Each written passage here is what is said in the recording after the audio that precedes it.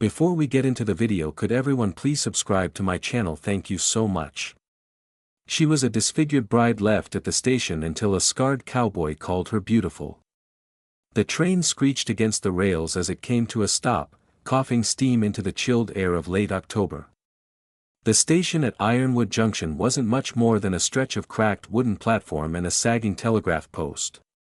But for Ella Laner Nora Hayes, it had once shimmered in her mind like a promise. She stepped down from the railcar with care, her gloved hands wrapped tightly around the handle of her worn carpet bag. Her heart pounded beneath the modest layers of her traveling dress, which she had pressed and rehemmed 3 times before the journey west. A second-hand hat with a velvet ribbon covered her dark auburn hair, and her face, her ruined face, was half shielded by a carefully pinned veil. She scanned the thinning crowd. Then she saw him, Charles Pennington, tall, trim, and dressed in a dark wool coat with gold embroidery at the cuffs. He dismounted from a chestnut horse and walked toward her with the deliberate confidence of a man used to deals, not surprises. Nora stepped forward and lifted her veil. His gait faltered for a heartbeat. Nothing moved, only the wind snapping at her skirt and the distant cry of a crow overhead. Then he spoke. "You lied," Charles said, his voice slicing through the air. "You didn't mention that." Nora's fingers fluttered toward the left side of her face, where the scar still burned across her cheek, pale and ragged like a river carved through skin. "I told you I'd been in a fire." "You said minor injury," he snapped. "God, woman, he glanced around. A few townsfolk on the platform had paused their conversations. A freightman stopped moving crates. A child stared openly. "I'm not marrying a woman who looks like a goddamn nightmare," he said louder for everyone to hear. "You gussied up your letters. You misled me." Nora's throat tightened. "Your word said beauty didn't matter. You said you wanted someone who could work beside you. Someone with a good mind." Charles let out a bark of a laugh and tossed a bouquet of crumpled wildflowers to the ground. "That was before I saw you." He turned toward his horse, hands already reaching for the reins. "Find someone else to pity you. I won't be tied to a freak." Her bag slipped from her hand and landed on the planks with a thud. Her mouth opened, but no sound came. Only her fingers moved, closing tightly around the last letter he had written, still folded and worn from reading, tucked into her pocket. The words blurred in her memory. "Now I'm not looking for a beauty queen. I'm first looking for someone real, someone who can build a life with me." She had believed him. She had stitched every hem of her travel dress with trembling hope. Now she stood in front of a crowd that wouldn't meet her eyes, her shame laid bare beneath the lowering sky. Someone behind her whispered, "Puh." Nora bent and gathered her bag with shaking hands. The bouquet crushed under one booted foot.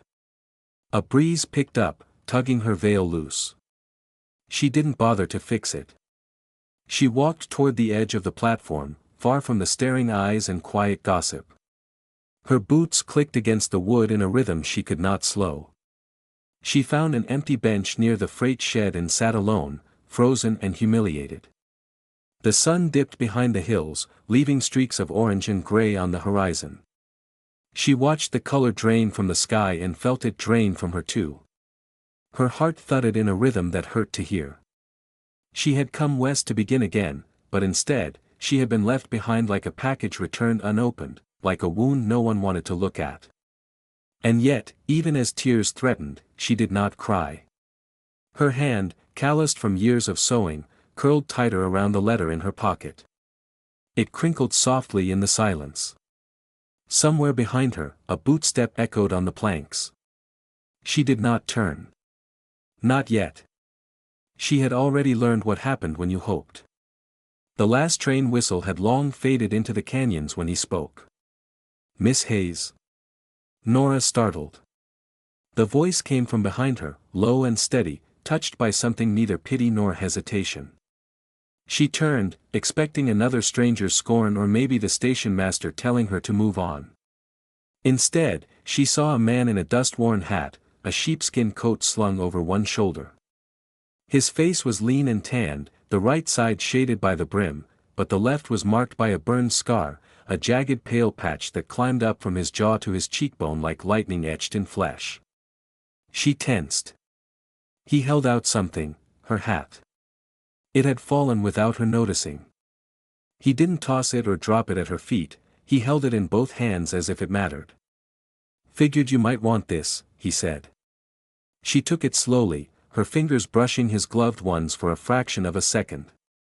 Then she pulled it close like a shield. "You can leave it," she muttered. "Go about your day like everyone else." He didn't. Instead, he sat down at the far end of the bench, respectfully distant, not pressing, just there. The wind lifted the hem of his coat. Dust clung to his boots. "Luke Carter," he said after a long pause. "I run cattle about 5 miles west of here. I was in town picking up supplies when your train came through." Nora didn't answer. She kept her eyes forward. "I saw what that man said," Luke continued, "and I reckon I've seen jackals treat me with more manners." Her throat tightened. "I don't need anyone to defend me," she said sharply. "Especially not someone pretending to understand." Luke let the words hang.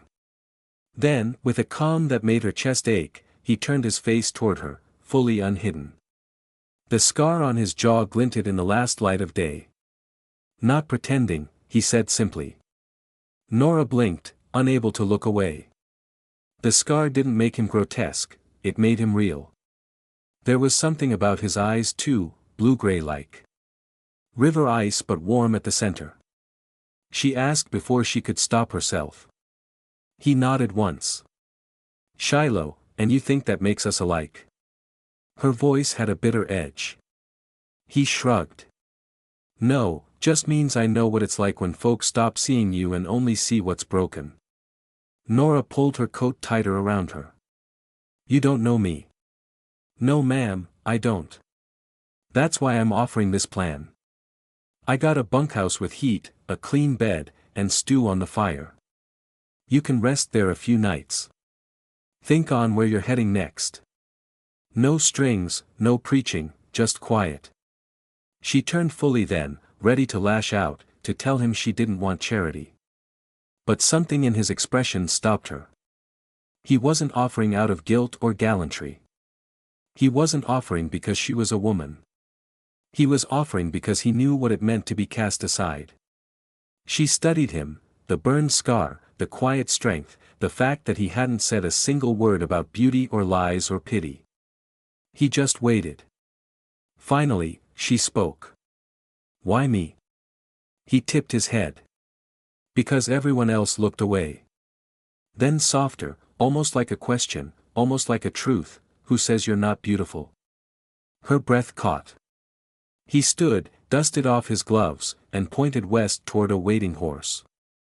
"I'll ride slow. You follow if you choose." And with that, he walked away, not turning back, not pressing for an answer. She sat still for a moment longer. Then she reached for her bag and stood. The bunkhouse smelled faintly of cedar and smoke. It was simple, one main room, one stone hearth, a narrow bed, a small table by the window, but it was warm and clean and quiet. Nora stood just inside the doorway, uncertain, her carpet bag still clutched in one hand like a lifeline. Her shoulders rigid since the station hadn't yet remembered how to lower themselves. Luke had already stepped away, giving her space. No instructions, no questions, just the soft clink of tin as he stirred something on the stove. "You'll be warm here," he said over his shoulder. "That stew's mostly rabbit and beans. Not fancy, but it'll fill you." She nodded stiffly. "Thank you." He didn't ask about the man at the train. Didn't ask about her past. Didn't ask if she had anywhere to go. Just ladled soup into a wooden bowl, set it gently on the table, and slid a tin cup of water beside it. "I'll eat later," he said. "You rest." Nora sat down slowly, her limbs heavy and unsure. The chair creaked beneath her, but it didn't collapse. She ate with small, cautious bites, as if someone might snatch the bowl away any moment. Across the room, Luke busied himself with kindling. That was when she noticed it, a small oval mirror on the dresser near the bed, draped in a cotton cloth, not hidden, just covered. Something in her chest twisted. He had thought of that. The stew was hot and earthy. It soothed more than her stomach.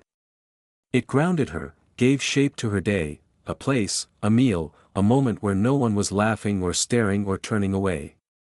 The days that followed slipped into a rhythm so gentle it startled her. Each morning, Luke left before dawn to tend to the cattle. He returned by sundown, sometimes with kindling bundled in rope, sometimes humming softly under his breath. He did not ask how she spent her hours. He did not press into her silence.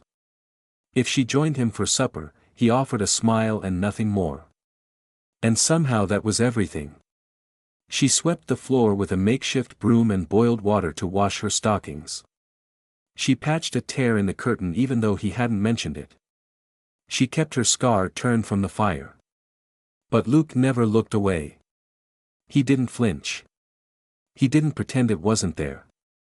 One evening after supper, she found him sitting on the porch steps sharpening a knife. The stars were beginning to press through the velvet sky, shy and distant. She stepped out, wrapped in her shawl, and sat beside him.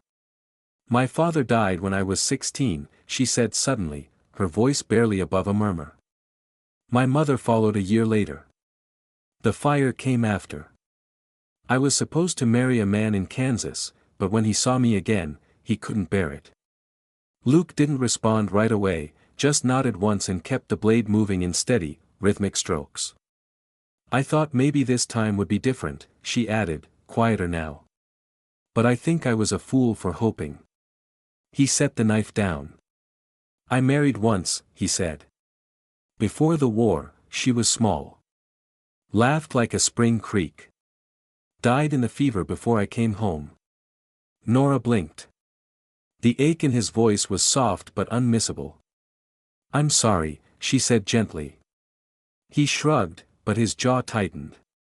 "Some things never heal. Some just stop bleeding." The wind shifted. Somewhere out in the dark, a coyote howled. The sound seemed to pull something from her she didn't know she still carried. "I don't have anything left," she whispered as if confessing to the night.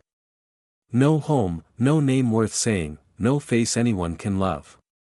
Luke looked at her then, not with pity, not with fear, but with something deep and anchored. "Then we start there," he said. She blinked, breath catching with nothing. "With that," he said, "with exactly that." And somehow she believed him, not because he promised to fix her, but because he didn't try. He just stayed. The scar didn't disappear, but for the first time in years, it didn't feel like the only thing in the room. It was still there. And so was she, and now so was he. The whispers came like smoke, thin at first, then thick enough to choke. Nora heard them at the trading post in the way the older women paused mid-sentence when she stepped inside. She saw it in how the storekeeper's wife lowered her eyes or how one man nudged another and muttered behind a hand. She was the disfigured woman who had been left at the station. Now she was the disfigured woman living with a man. The townsfolk didn't need truth, they just needed a story. One morning, Nora sat by the window of the bunkhouse watching Luke ride off toward the hills. Her fingers curled tightly around her mug. Heat rose not from the tea but from the shame she felt. He had buried. By the time he returned near dusk, she had made up her mind. "I'll leave tomorrow," she said without preamble, setting her bag on the table as he walked in. "I appreciate everything you've done, but I will not be the reason they talk behind your back." Luke didn't look surprised. He only removed his gloves and set them down slowly. "They're already talking," he said. "Have been for days." She swallowed. "Then all the more reason for me to go." He crossed the room and leaned against the hearth, arms folded. "I lived through Antietam. I've had lead in my ribs and fire in my lungs," he said.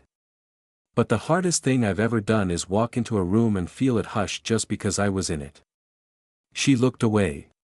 And still he continued, I walk in. Nora's throat tightened. I can't be the reason you lose whatever peace you found here, she whispered. He stepped closer.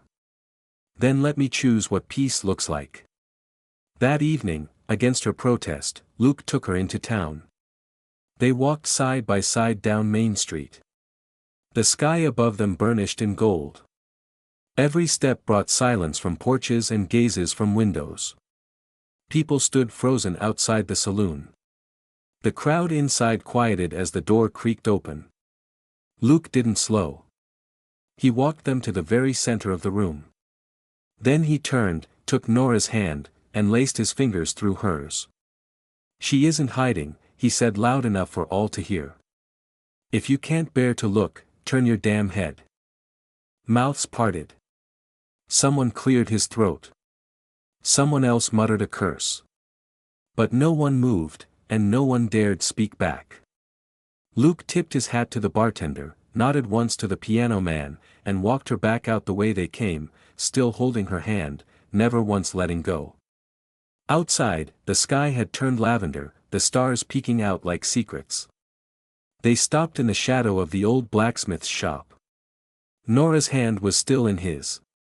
You didn't have to do that, she said softly. He looked at her, the scar on his jaw catching the last of the light. I did. Why? Why? His voice came steady and low. Because you're not something to be ashamed of. She blinked, heart stumbling. I don't care what they say, he added. But I do care what you believe. Nora didn't answer. She didn't need to. Not when her fingers tightened around his. Not when she finally let herself be seen and didn't flinch when he saw her. The day had started like any other, warm sun, soft breeze, dust curling behind wagons on Main Street. Nora had gone into town for flowers. Luke offered to ride with her, but she waved him off with a smile. I can face them, she said and meant it. She was just stepping out of the mercantile when the past came walking up in scuffed boots and a desperate grin. Calvin Moran, her former fiancé. She knew him by the way his shoulders rolled, like he still believed the world owed him more than it gave. His coat was worn, his eyes bloodshot, and the stench of old whiskey clung to him like a second skin. Well, I'll be, he said with a slow whistle, stopping in front of her. I saw a ghost, but no, it's just my runaway bride. Nora didn't move. I didn't run, she said calmly. You left. He gave a dry chuckle. That's so. Maybe things get muddy over time. Besides, I was young. Didn't know what I was getting into. His gaze swept across her face, pausing on the scar that cut from her temple to jaw. Still hard to look at, I'll admit. Shame though, you were a pretty thing once. Before she could respond, another voice broke in. Still is, Luke. He stepped from the alley beside the saloon, arms folded, his eyes hard as river stones. Calvin raised a brow. And who's this? Your nursemaid or your charity case? Luke didn't flinch. He walked up and stood between them, calm and coiled. Still the same dog, he said. All bark, no backbone. Calvin's smile disappeared. His fist flew up fast, clumsy. It caught Luke on the side of the mouth. Luke didn't move. He didn't hit back. Blood welled at the corner of his lip, but he only wiped it away with the back of his hand. You're not worth it, he said evenly. Calvin sneered. Maybe she's got you whipped. Or maybe you like your women broken. Makes you feel like more of a man. That did it. Luke didn't swing yet. He turned to Nora first, and before the crowd gathering around them could even draw a breath, he leaned in and pressed a kiss to her scar. Gently, deliberately. The hush that followed was immediate. Then, only then, did Luke turn back. The punch was clean. One hit. Calvin's knees buckled, his face snapping sideways as he collapsed into the dust. Nobody laughed. Nobody cheered. They just watched because it wasn't the punch that left them silent. It was the kiss.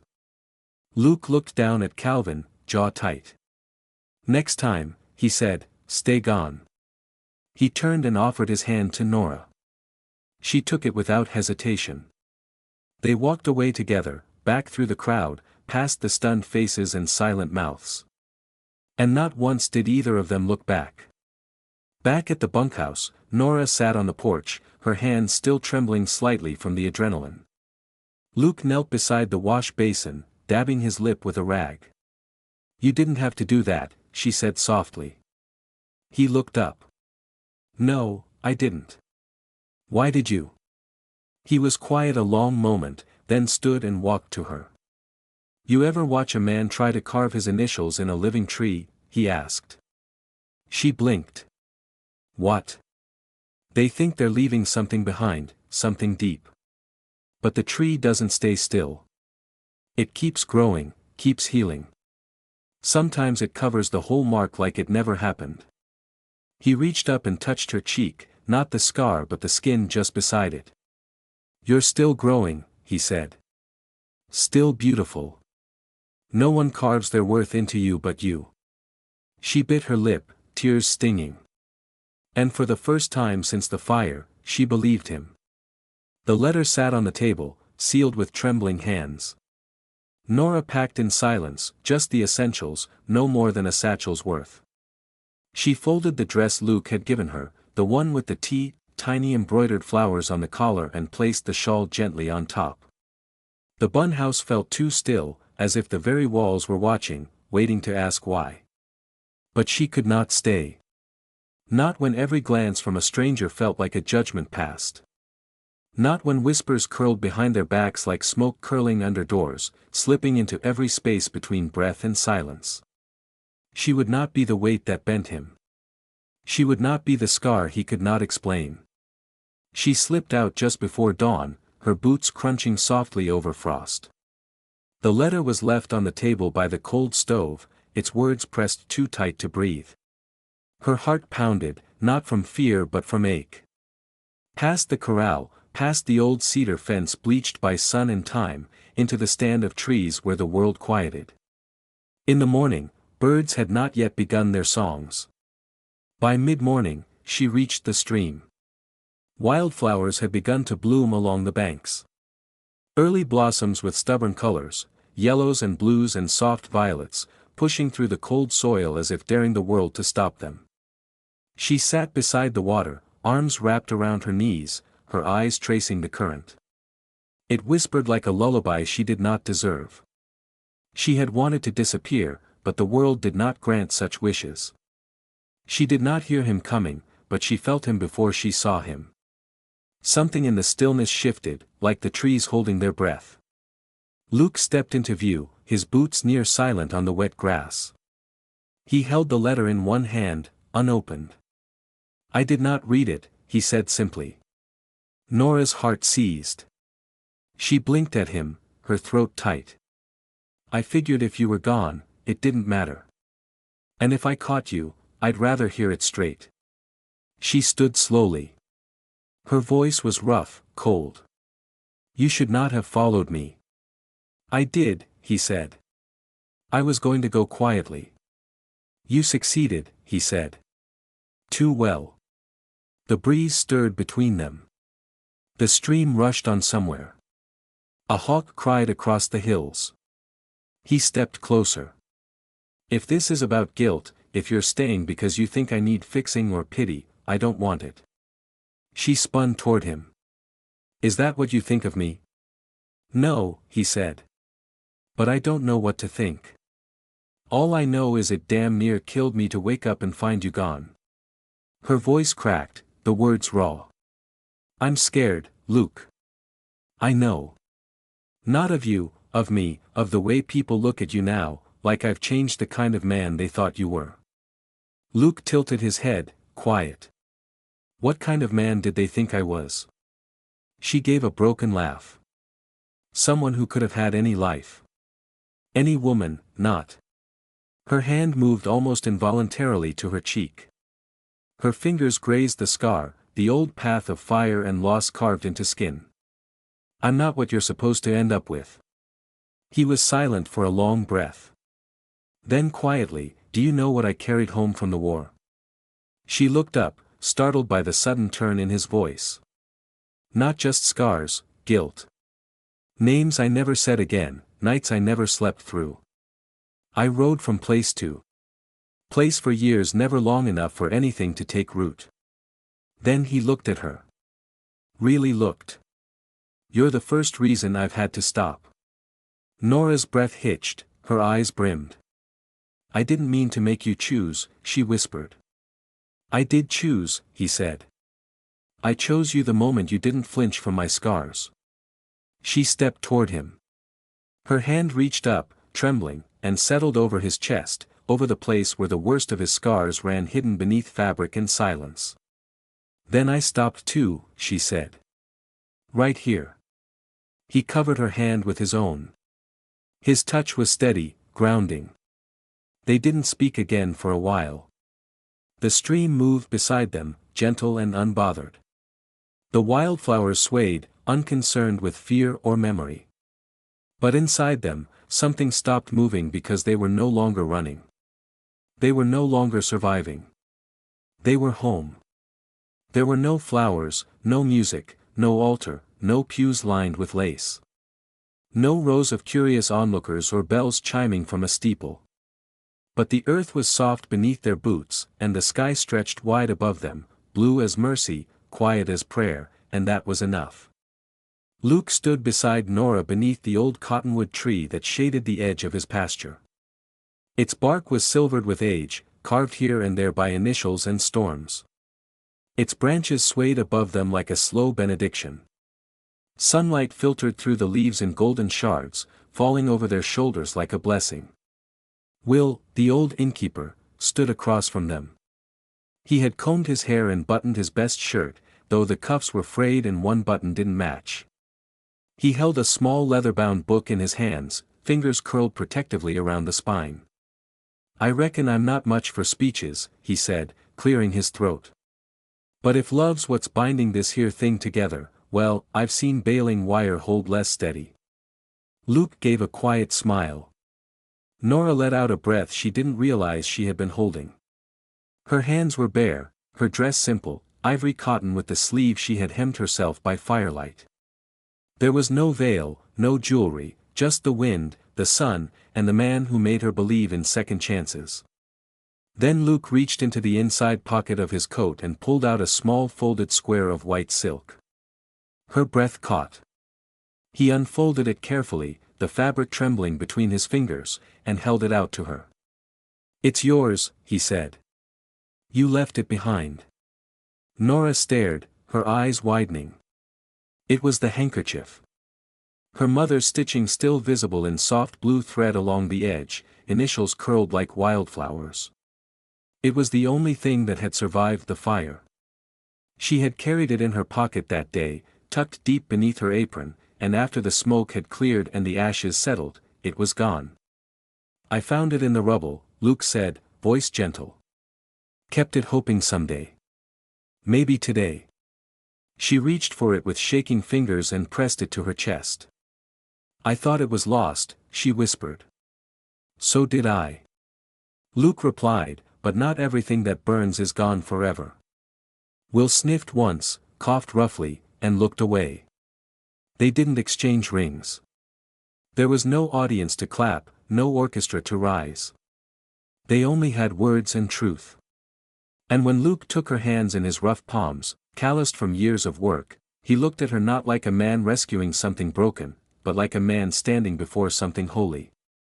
You were beautiful the first time I saw you, he said quietly. And every day since, you've only grown brighter. Nora didn't cry. Neither did Luke, but something inside her trembled like a string pulled taut, like light breaking open inside a cave. She took a breath and answered with words that had waited too long to be spoken, you made me believe that even what the world throws away can still be worthy of love. Will cleared his throat again, his voice rougher than before. Well then, he muttered, if I've ever seen a bride more right for a man, I surely don't recall it. You may not have pews or pedals, but I'll tell you this, there's not a soul in this town who won't remember the day Luke Carter married a woman who looked like she was lit from within. Nora blushed but didn't look away. Luke stepped forward and pressed his lips to her scarred cheek, then her mouth, and nothing else mattered. Not the town, not the past, not the scars or silence or stares, only this. The wind whispered through the cottonwood leaves, soft and sure, the sky did not need to cheer. The earth bore witness. And when they turned together and walked back toward the house, hand in hand, side by side, they didn't need a crowd. They had each other, and they had already won. By summer, the town had stopped whispering.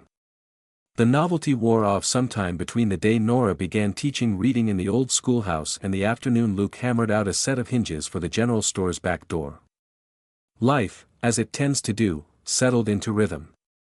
Children with freckled cheeks and missing teeth sat in rows before her, mouthing out syllables with tongues too big for their mouths. Nora wore blue cotton dresses now and tucked pencils behind her ear. Her scar was always visible, she never bothered to hide it. No one asked about it anymore, not even the little ones. They only knew that Mrs. Carter read better than anyone and brought wildflower honey in tiny jars on Fridays. Luke worked in a modest blacksmith shed behind their home, the forge's glow often catching the edge of his face in the dusk. His scar still ran sharp along his jaw, but like hers, it had faded into something else entirely, just one part of a man who fixed wagon wheels, shot horses, and tipped his hat to anyone with decency in their bones. People came first for work, then for advice, then simply because they trusted him. Some even stayed to talk to Nora, women who had once looked away now brought jam jars and seed packets. They spoke softly, kindly, as if it had taken time to realize she was not something to avoid, but someone to admire. On Sunday evenings, they sat together on the porch steps, Luke's hand around her waist, her head against his shoulder. They said little, they didn't need to. One evening, after the sun dipped low behind the ridge and the sky turned the color of ripe plums, Nora spoke. I used to dream of going back to that station. Luke looked down at her but said nothing. Not to find him, she clarified. Not anymore. Just to stand where I stood and whisper to the version of me that was left behind. He reached for her hand.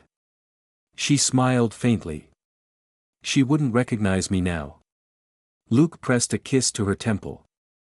She'd be proud.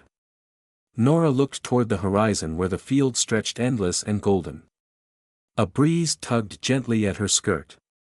I was a bride someone walked away from, she said softly. Because of a scar, because I didn't look the way love is supposed to look in fairy tales. She turned to Luke, eyes steady. But now I'm a wife. Not because someone ignored my scars, but because someone saw every broken, burnt, frightened piece of me and still said, you're mine.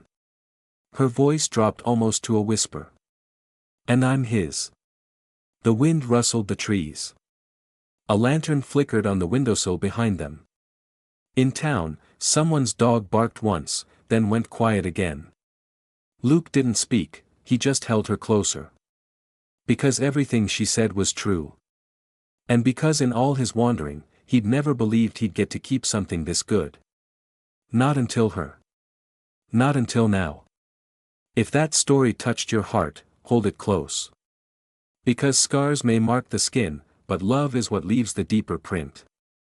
Nora was left behind for being damaged. But it was Luke, the scarred cowboy who never looked away, who proved that real beauty is not about what time or fire took away, but about what still stands after. If you believe in second chances, in silent kindness, and in love that grows not in spite of scars but because of them, then this is your place.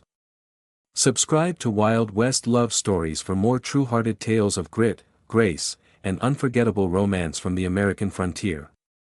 Hit that bell so you never miss the next story.